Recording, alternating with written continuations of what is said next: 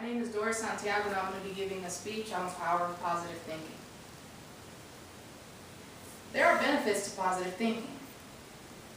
Positive thinkers are able to cope with stress much better than pessimists. As a matter of fact, let me ask a question before I really get into this speech. How many positive thinkers do I have here? Okay, so I have no pessimists, so that's awesome. Everybody's a positive thinker.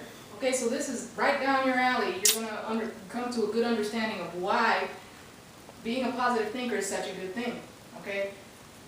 You all are able to cope with stress much better than a person who is pessimistic in their thinking is able to cope with stress. Because you're able to overcome and adapt, which leads me to my next point. Resiliency. A positive thinker is resilient. They're able to adapt and overcome obstacles. They're able to find ways around obstacles and hindrances and problems in life and not look at things from the ground. Okay? Also, positive thinkers have an improved immunity. They have a strengthened immunity to the point where they're able to fight off illnesses and infirmities that a pessimistic thinker does not have, because they have a weakened immunity. As you can see here with the little flower in the dried up soil, flower was still able to sprout even though all the adverse conditions around it would dictate that it wouldn't be able to come out, but we see here that the flower was still able to overcome adversity. Which leads me to my next point. This book, The Hidden Messages in Water. It was written by a Japanese scientist by the name of Masaru Emoto. His idea was that water responds to different types of stimuli. Okay? The way he was able to prove his point was he used a high-power camera. And he took photographs of water at the molecular level.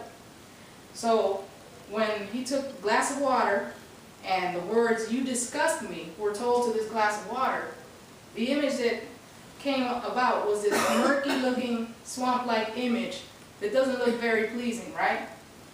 And then when the words "thank you" were spoken to water, we get this pretty perfect, almost perfect snowflake image that we see in this photograph here. And then when Amazing Grace, the song Amazing Grace, was sang to water, we get this crystalline shape. So right there it tells you that water, when it's responded to, or when negative things are said to water, we get different images that depict how it is responding to that negative stimuli. So you're probably wondering, well, why are we talking about water when we're talking about positive thinking and positive, words? The reason why I bring that up is because of my next point.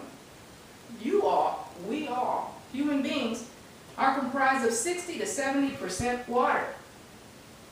As you can see here, in this image, it shows where all the water is dispersed throughout the body. So imagine if we human beings are constantly exposed to negative thinking, negative talk, negative commentary. We're weakening our immunity, okay? We have difficulty coping with stress, and we are not resilient. Positive thinkers cope with stress, are resilient, and have an improved immunity. So it helps us all the way around, psychologically, it helps us physiologically, okay? And it helps us to have an overall good health, okay? Another reference point, reference material that I would like to use to strengthen my point is a book that's been written for thousands of years. It's been on the bestsellers list for years, okay? And it has been translated in over 4,000 languages. The Holy Bible gives us some good instruction on positive thinking. As we can see here with the Apostle Paul, when he was talking to the Philippians, he was telling them, brothers, whatever is true, whatever is pure, whatever is just, whatever is noble, if it's a virtue, if it's a good report, if it's praiseworthy, meditate on those things. The biggest battlefield that humans have is the mind. So when you think negatively about yourself, you think negative about life, you're going to act negatively all the time. And your actions are going to follow what your thoughts are. So it's very important that we maintain a positive attitude and a positive way of thinking. Thomas Edison, very good depiction of a positive thinker. He invented over 1,093 patented inventions. But I love this saying that he says right here: I haven't failed, I just found 10,000 ways that will not work. Now, do you think if he gave up the first time he had an invention that didn't work, he said, well, I'm just going to let this go because this is not going to work, and he just turned away and just left the invention, that we would be enjoying the reaping benefits of light bulbs because he was the inventor of the light bulb? We wouldn't have all of these wonderful inventions that he created, but he was a relentless, positive thinker. So, in summary, the pessimist sees difficulty in every opportunity. They can't think positively. Everything to them is difficult. Everything to them is an obstacle. But an optimist, which is a positive thinker, sees opportunity in every difficulty.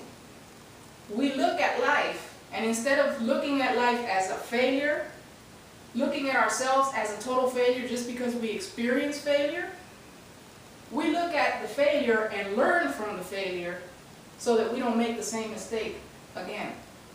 That's how we perfect. That's how humans perfect services. They perfect products by learning from failure and adapting to that failure and being resilient. So we need to be positive thinkers. And that's my speech. Thank you.